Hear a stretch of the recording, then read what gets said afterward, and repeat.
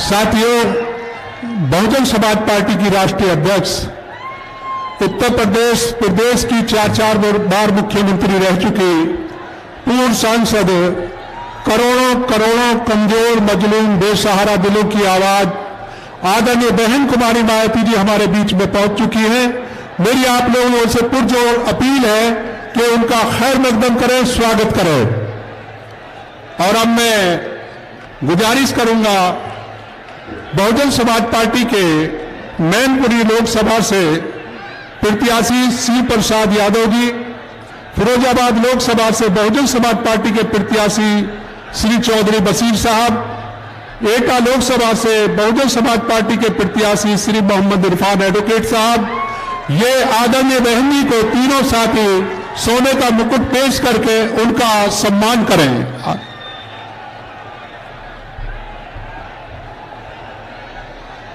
अब मैं ज्यादा समय न लेते हुए गुजारिश करूंगा बहुजन समाज पार्टी की राष्ट्रीय अध्यक्ष आदरणीय बहन कुमारी मायावती जी से कि वो आए और जनसभा को संबोधित करें। आदरणीय बहन जी।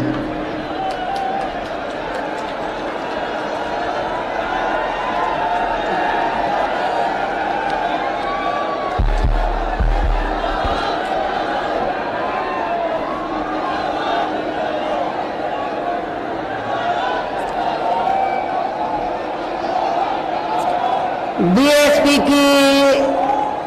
इस चुनावी जनसभा में इकट्ठा हुए पार्टी के सभी छोटे बड़े पदाधिकारी एवं कार्यकर्तागण,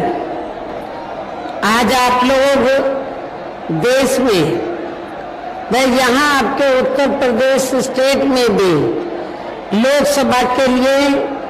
हो रहे आम चुनाव में अपनी पार्टी के उम्मीदवारों के समर्थन में मुझे सुनने के लिए यहाँ इकट्ठा हुए हैं, तो उसके लिए मैं आप सभी लोगों का हार्दिक दिल से आभार प्रकट करती हूँ। वैसे आप लोगों को ये मालूम है कि हमारी पार्टी, वैसे आप लोगों को ये मालूम है कि हमारी पार्टी ये चुनाव कांग्रेस, बीजेपी व अन्य किसी भी विरोधी पार्टी तथा गठबंधन आदि के साथ मिलकर नहीं, बल्कि अकेले ही अपनी पार्टी के बलबूते पर पूरी तैयारी व दमदारी के साथ ये चुनाव लड़ रही है। इसके साथ ही हमने टिकट बंटवारे के मामले में भी सर्व समाज के लोगों को उचित भागीदारी दी है, जिनको कामयाब बनाने के लिए अपनी पार्टी के लोग पूरे जी जान से लगे हैं। और इस संबंध में मैं ये बताना चाहूंगी कि हमारी पार्टी ने खासकर आपके मैनपुरी लोकसभा की सीट से, इसके बगल में एटा लोकसभा की सीट से, फिरोजाबाद लोकसभा की सीट से, तो हमने जिनको भी चुनाव के मैदान में उतारा है, तो ये तीनों के तीनों उम्मीदवार अपने अपने क्षेत्रों में, और यहाँ मैनपुरी लोकसभा के भी उम्मीदवार जो यहाँ से चुनाव लड़ रहे हैं, तो ये किसी को जिताने व हराने के लिए नहीं, बल्कि खुद रिकॉर्ड तोड़ वोटों के अंतर से चुनाव जीतने के लिए यहाँ चुनाव के मैदान में उतरे। विरोधी पार्टियां यहाँ प्रचार कर रही हैं मैनपुरी में कि बीएसपी तो किसी को जिताएगी, किसी को हराएगी, खुद जीतने वाली नहीं है। लेकिन उल्टा ही ना हो जाए।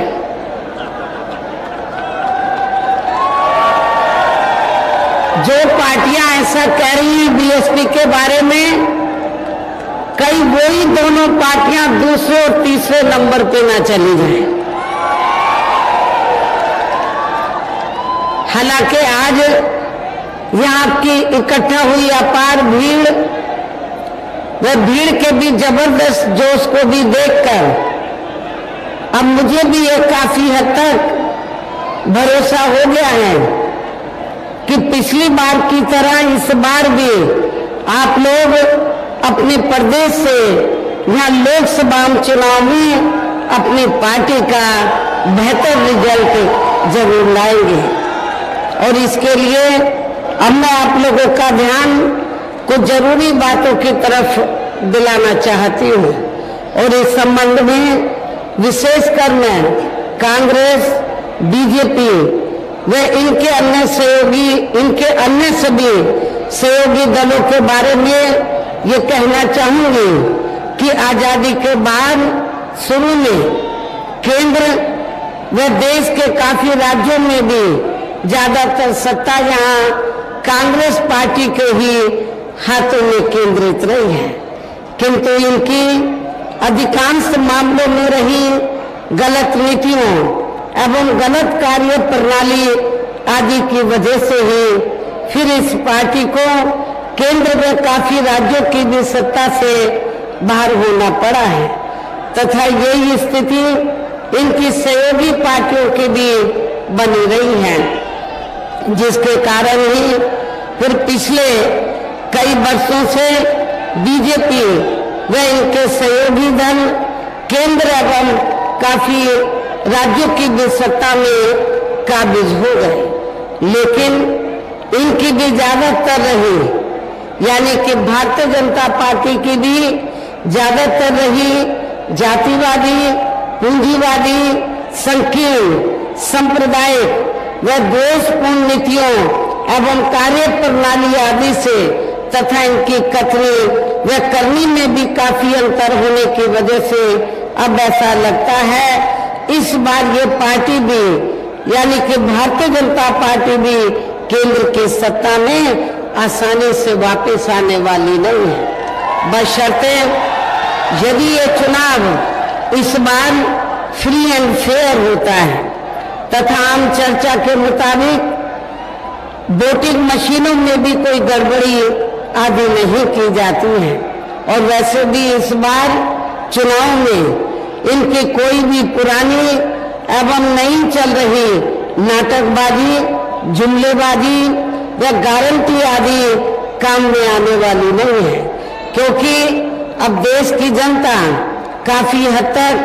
इस बात को समझ चुकी है कि इनकी पार्टी ने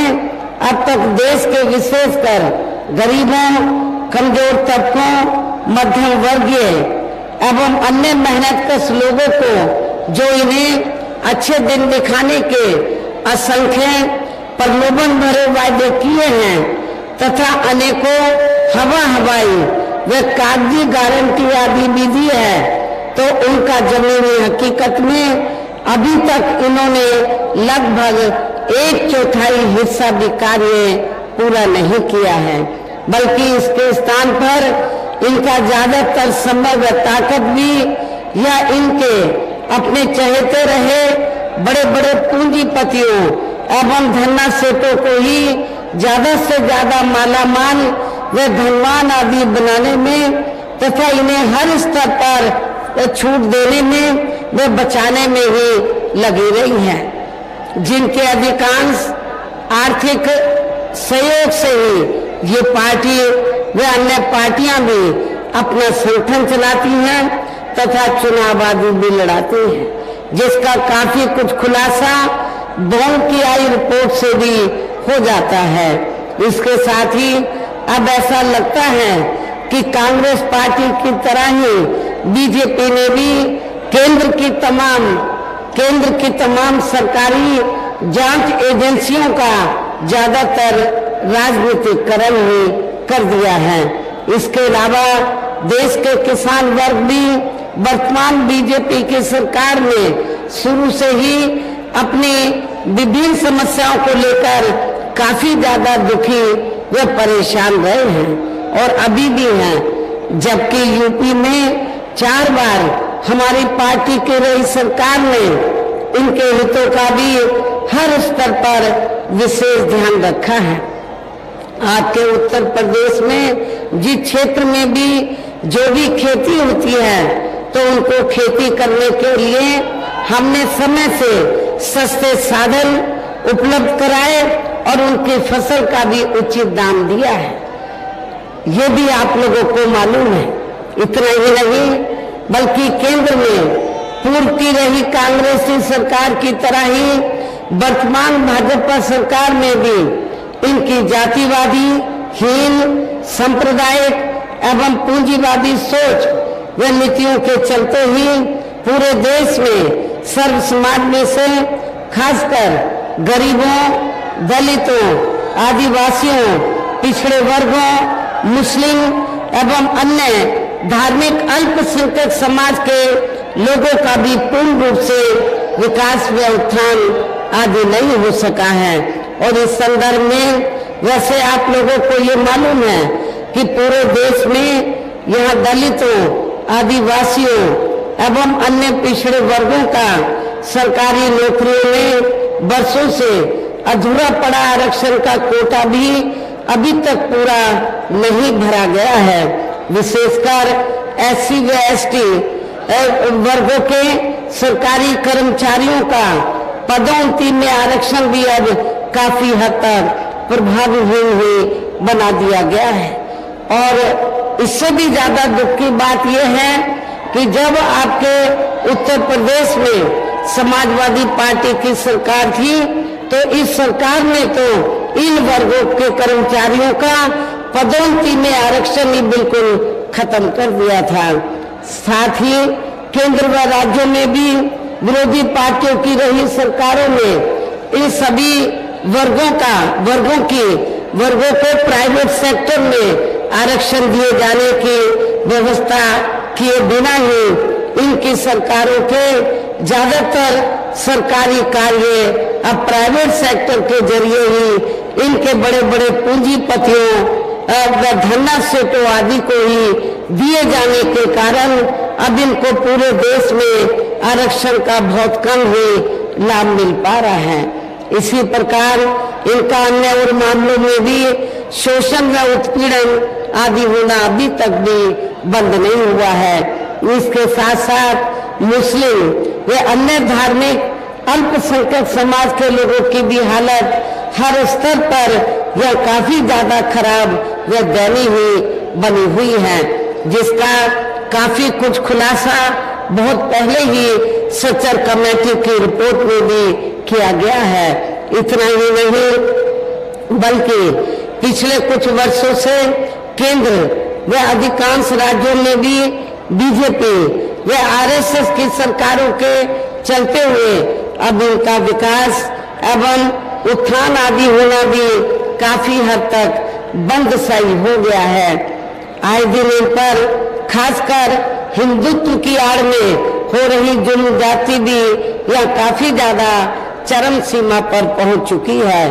इनके साथ साथ अपर कास्ट समाज में से विशेषकर गरीब लोगों की भी हालत हमें कोई खास अच्छी नजर नहीं आती है। इनकी गलत कृषि नीतियों के कारण किसान वर्ग भी आए दिन आंदोलित ही रहता है। साथ ही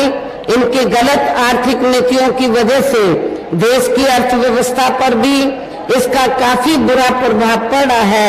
जिससे यह विशेषकर छोटे एवं मध्यम वर्गीय व्यापारी वर्ग भी काफी ज्यादा दुखी व परेशान हैं। और अब केंद्र में पूर्व की रही सरकारों की तरह ही वर्तमान भाजपा सरकार में भी यह पूरे देश में गरीबी, बेरोजगारी एवं महंगाई आदि भी लगातार काफी ज्यादा बढ़ रही है। देश में हर स्तर पर फैला भ्रष्टाचार भी अभी तक खत्म नहीं हुआ है। साथ ही अपने देश की सीमाएं भी अभी तक पूरे तौर से सुरक्षित नहीं है। ये भी बड़ी चिंता की बात है। ऐसे में अब आप लोगों को देश में हो रहे लोकसभा चुनाव में कांग्रेस बीजेपी व इनकी सहयोगी पार्टियों को भी केंद्र की सत्ता में आने से जरूर रोकना है। जिनके गलत नीतियों व गलत कार्य प्रणाली आदि को आप लोग काफी हद तक आजमा भी चुके हैं। ऐसी स्थिति में अब ये विरोधी पार्टियां इस चुनाव में भी किस्म किस्म के साम दाम दंड भेद आदि अनेकों हथकंडे इस्तेमाल करके केंद्र की सत्ता में आने की पूरी कोशिश में लगी हैं, जिनसे अपनी पार्टी के लोगों को हर स्तर पर काफी ज्यादा सावधान रहना है। और इस मामले में विरोधी पार्टियां अपने अपने पक्ष में हवा बनाने के लिए खासकर मीडिया, ओपिनियन पोल व सर्वे आदि का जो बड़े पैमाने पर इस्तेमाल कर रहे हैं, तो उससे भी अपनी पार्टी के लोगों को बिल्कुल भी गुमराह नहीं होना है। इसके साथ ही विरोधी पार्टियों के विभिन्न रूपों में जारी किए गए इनके हवाई व प्रलोभन भरे चुनावी घोषणा पत्रों एवं वायदों आदि के बहकावे में भी अपनी पार्टी के लोगों को कतई भी नहीं आना है, जिन्हें ये पार्टियां चुनाव खत्म होने के बाद ज्यादातर अमल में नहीं लाती हैं। और अब जिन पर से देश की जनता का अधिकांश विश्वास ही उठ गया है, यही खास वजह है कि हमारी पार्टी किसी भी चुनाव में अपनी पार्टी का कोई भी चुनावी घोषणा पत्र आदि जारी नहीं करती है। वैसे भी हमारी पार्टी किसी भी मामले में कहने में बहुत कम बल्कि कार्य करके दिखाने में ही ज्यादा विश्वास रखती है। और इस बात का सबसे बड़ा सबूत ये है कि उत्तर प्रदेश में 4 बार हमारी पार्टी के नेतृत्व में रही सरकार ने चुनाव में अपनी पार्टी के बिना कोई जारी किए गए चुनावी घोषणा पत्र के ही प्रदेश व आम जनहित में काफी कुछ ऐतिहासिक कार्य करके दिखाए हैं, जिनके अब देश में अधिकांश पार्टियों की सरकारें काफी नकल भी कर रही हैं। जबकि इस मामले में हमारी पार्टी का ये कहना है कि यदि इन पार्टियों के स्थान पर केंद्र में हमें अपनी पार्टी की सरकार बनाने का मौका मिलता है, तो तब फिर हमारी पार्टी की बनी सरकार केंद्र में जहां अब तक रही सभी विरोधी पार्टियों की सरकारों की तरह केवल हवाई व कागजी कार्य आदि नहीं करेगी, बल्कि उत्तर प्रदेश की तरह ही जमीनी हकीकत में ठोस कार्य करके दिखाएगी। और इस संदर्भ में खासकर मैं ये कहना चाहूंगी, केंद्र द्वारा देश में पिछले कुछ समय से अति गरीब परिवारों को अस्थायी तौर पर फ्री में जो थोड़ी सी खाद्य सामग्री दी जा रही है, तो उससे इनका स्थायी तौर पर भला होने वाला नहीं है। और वैसे भी इनकी ये जटिल समस्या देश में हर हाथ को काम देने से ही केवल दूर हो सकती है, जिसकी तरफ हमारी पार्टी की बनी सरकार विशेष ध्यान देगी। साथ ही देश में पिछले काफी वर्षों से आए दिन बढ़ रही गरीबी, बेरोजगारी व महंगाई आदि से भी जनता बहुत ज्यादा दुखी व परेशान है, जिसे भी आर्थिक नीतियों में तब्दीली करके जरूर दूर किया जाएगा। साथ ही हिंदुत्व की आड़ में, धर्म की आड़ में व हिंदुत्व की आड़ में पिछले कुछ वर्षों से खासकर मुस्लिम समाज के लोगों का द्वेष की भावना से जो इनका काफी ज्यादा शोषण व उत्पीड़न आदि किया जा रहा है, तो उसे भी जरूर रोका जाएगा। और ये सब हमने अपने यूपी की रही सरकार में करके भी दिखाया है। जब उत्तर प्रदेश में मेरे नेतृत्व में सरकार बनी, जब भी बनी, तो उत्तर प्रदेश के अंदर हमने कोई हिंदू मुस्लिम दंगा नहीं होने दिया और सभी धर्मों के मान सम्मान का पूरा ध्यान रखा। सभी धर्मों के लोगों के जान माल व उनके उनके मान सम्मान का पूरा ध्यान रखा, उनकी पूरी हिफाजत की, उनके संपत्ति की भी, उनके मजहब की भी, उनके हर प्रकार से हमने उनको हिफाजत दी। कोई दंगा फसाद आपने सुना है कि मेरी हुकूमत में हुआ है? जब भी यहाँ पर चाहे समाजवादी पार्टी सत्ता में रही हो या कांग्रेस पार्टी सत्ता में रही हो या वर्तमान में बीजेपी सत्ता में रही हो, पूर्व में सत्ता में रही हो, तो उत्तर प्रदेश में यहाँ पर दंगे फसाद हुए हैं। और खास तौर से जब त्योहार होते थे, चाहे हिंदू के या मुस्लिम समाज के लोगों के, चाहे हिंदुओं के या मुस्लिम समाज के लोगों के, तो हमेशा यहाँ पर कुछ ना कुछ वारदातें होती रही। लेकिन मेरी हुकूमत में ऐसा कुछ नहीं हुआ। और आपको मालूम है कि जब अयोध्या का फैसला आना था, मामला सुप्रीम कोर्ट में था, जब तक ये राम मंदिर बना नहीं था, लेकिन जब ये फैसला आया था तो उत्तर प्रदेश को छोड़कर मेरी सरकार थी, तो पूरे देश में स्कूल, कॉलेज, सरकारी दफ्तर सब बंद कर दिए गए थे। लेकिन उत्तर प्रदेश के अंदर सब सरकारी दफ्तर, कॉलेज, कोर्ट कचहरी सब खुले रहे। लेकिन मेरी हुकूमत में उस समय भी कोई ऐसी छोटी सी भी वारदात कोई नहीं हुई। हमने उत्तर प्रदेश के अंदर तो सभी धर्मों को, जातियों के लोगों के मान सम्मान का, उनके जान माल में हिफाजत, उनकी हर प्रकार से हम लोगों ने की। ये आप लोगों को ये मालूम है। और ये सब हमने अपने यूपी की रही सरकार में काफी कुछ करके दिखाया है। हमारी सरकार में कोई दंगा फसाद नहीं हुआ, ये भी आप लोगों को ये मालूम है। जो लोग ये कहते थे कि उत्तर प्रदेश में कुछ नहीं होने वाला, जब भी कोई त्योहार होता था तो जरूर कुछ ना कुछ वारदात होती थी। और इतना ही नहीं, मेरी हुकूमत में लॉ एंड ऑर्डर आप लोगों ने देखा है, कानून का राज चलता था मेरी हुकूमत में। और जिसकी वजह से हमें वर्तमान बीजेपी की सरकार की तरह हमें कोई बुलडोजर चलाने की जरूरत नहीं पड़ी। हमने कानून द्वारा कानून का राज कायम किया। इसके अलावा हमने यूपी में सर्व समाज में से गरीब एवं बेरोजगार लोगों को बेरोजगारी भत्ता आदि न देकर उन्हें बड़ी तादाद में रोटी रोजी के साधन भी उपलब्ध कराए हैं। जो अब ये कार्य भी अधिकांश ठंडे ही पड़े हैं, जिनको फिर सरकार बनने पर, केंद्र में बीएसपी की सरकार बनने पर फिर प्राथमिकता दी जाएगी। कहने का तात्पर्य ये है कि देश में इस समय हो रहे लोकसभा चुनाव में विरोधी पार्टियों के जारी किए गए उनके हवाई वे प्रलोभन भरे चुनावी घोषणा पत्रों आदि के बहकावे में अब यहाँ खासकर देश के अति गरीबों, मजदूरों, बेरोजगारों एवं अन्य मेहनतकश लोगों को बिल्कुल भी नहीं आना है। और अब इन्हें ऐसी सभी विरोधी पार्टियों को हर हालत में केंद्र की सत्ता में आने से जरूर रोकना है, जिनकी कथनी व करनी में काफी अंतर रहा है तथा जिन्हें वे लोग बरसों से आजमा भी चुके हैं। ऐसे में मेरा यही कहना है कि आप लोगों को अपने खुद के व अपने प्रदेश व क्षेत्र के तथा देश के भी हित में अपने वोटों को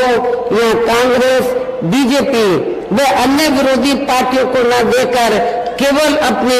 एकमात्र हितैषी पार्टी बहुजन समाज पार्टी को ही देना है। जो ये पार्टी उत्तर प्रदेश की तरह ही केंद्र में भी अपनी पार्टी की सरकार बनने पर फिर पूरे देश में यह अपनी पार्टी के सर्वजन हिताय व सर्वजन सुखाय की नीतियों पर आधारित सरकार चलाएगी। इसके साथ साथ केंद्र से जुड़ी आपके क्षेत्र की जो भी यहाँ स्थानीय समस्याएं होंगी तो उन्हें भी फिर दूर करने का हर संभव पूरा प्रयास किया जाएगा। साथ ही यहाँ गरीबों, मजदूरों, बेरोजगारों, कर्मचारियों, किसानों, छोटे व्यापारियों एवं अन्य मेहनतकश लोगों के हितों का भी विशेष ध्यान रखा जाएगा। सर्व समाज में से खासकर दलितों, आदिवासियों, पिछड़े वर्गों, मुस्लिम व अन्य धार्मिक अल्पसंख्यक समाज के लोगों के विकास एवं उत्थान के साथ साथ हर स्तर पर इनकी सुरक्षा आदि के लिए भी सख्त कदम उठाए जाएंगे। और तभी फिर यहाँ वास्तव में अपने देश के महान संतों, गुरुओं व महापुरुषों में भी विशेषकर महात्मा ज्योतिबा फुले, श्री छत्रपति शाहू जी महाराज, श्री नारायण गुरु, बाबा साहब डॉक्टर भीमराव अम्बेडकर एवं मान्यवर श्री कांशीराम जी आदि का अधूरा सपना जरूर साकार हो सकता है, जिनको यूपी में हमारी पार्टी की रही सरकार द्वारा हर स्तर पर पूरा आदर सम्मान दिया गया है। इन्हीं खास बातों के साथ ही अब मेरा देश व आपके स्टेट के भी हित में, आपके क्षेत्र के भी हित में यही कहना है कि हमारी पार्टी ने यहाँ जिनको भी लोकसभा के लिए चुनाव के मैदान में उतारा है, आप लोगों को ये मालूम है कि हमारी पार्टी ने आपके जो मैनपुरी लोकसभा की सीट है, तो मैनपुरी लोकसभा की सीट से हमने श्री शिव प्रसाद यादव को, जो बहुत ही सामाजिक है, गरीब और मजलूमों की काफी मदद भी करते हैं जरूरत पड़ने पर, तो हमने मैनपुरी लोकसभा की सीट से श्री शिव प्रसाद यादव को चुनाव के मैदान में उतारा है। इसके साथ ही एटा लोकसभा की सीट से हमने पढ़े लिखे मुस्लिम समाज से ताल्लुक रखने वाले मोहम्मद इरफान एडवोकेट को, और फिरोजाबाद लोकसभा की सीट से तो हमने गरीब और मजलूमों के लिए हमेशा मदद करने वाले चौधरी रशीद को हमने चुनाव के मैदान में उतारा है, जो यहाँ आपके सामने मंच पर मौजूद भी हैं। तो जिसके लिए यह पार्टी के सभी स्तर के छोटे बड़े पदाधिकारी एवं कार्यकर्तागण पूरे जी जान से लगे हैं, जिनको कामयाब बनाने के लिए, जिताने के लिए यहाँ अपनी पार्टी के सभी स्तर के छोटे बड़े पदाधिकारी एवं कार्यकर्तागण पूरे जी जान से लगे हैं। और अब अंत में मेरा यही कहना है कि आप लोगों को वोट पड़ने वाले दिन यहाँ बीएसपी के अपने इन सभी लोकसभा उम्मीदवारों को अपनी पार्टी का जो हाथी चुनाव चिन्ह है, हाथी चुनाव चिन्ह के सामने वाले बटन को दबाकर आप लोगों को बीएसपी के इन तीनों प्रत्याशियों को जरूर कामयाब बनाना है। इनको जरूर आपको पार्लियामेंट में जिताकर भेजना है। इस खास अपील के साथ ही अब मैं अपनी बात यहीं समाप्त करती हूँ। जय भीम, जय भारत।